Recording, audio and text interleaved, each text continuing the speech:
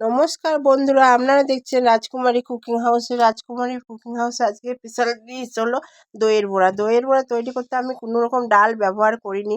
আমি সুজি নিয়ে নিয়েছিলাম, সামান্য পরিমাণে ময়দা এবং দই আর সামান্য বেকিং সোডা দিয়ে ভালোভাবে মাখিয়ে নিতে হবে। বেশ ভালোভাবে মিশ্রণটা মাখিয়ে নেওয়ার পরে প্রায় 10 থেকে 15 মিনিট ওইটা রেস্টে আমি বেশ ভালোভাবে মাখিয়ে রেখে দিয়েছিলাম। রেস্টের পরে আমি ওইদিকে কড়াইয়ে তেল গরম হয়ে বড়ার আকারে ছেড়ে দিলাম। বড়া ছাড়া হয়ে গেলো। এদিকে জল গরম, সামান্য নুন দিয়ে কুসুম কুসুম হালকা জল গরম করে নিয়েছিলাম। বড়া যেই ভাজা হয়ে গেলো তুলে জলের মধ্যে দিয়ে দেওয়া হলো। জলের মধ্যে 10 থেকে 10 মিনিট দেওয়ার পরে বড়াটা খুব নরম হয়ে যায়। তুলে নেওয়ার পরে আমি বেশ দই দিয়ে উপরে দই দিয়ে দিলাম বড়ার উপরে।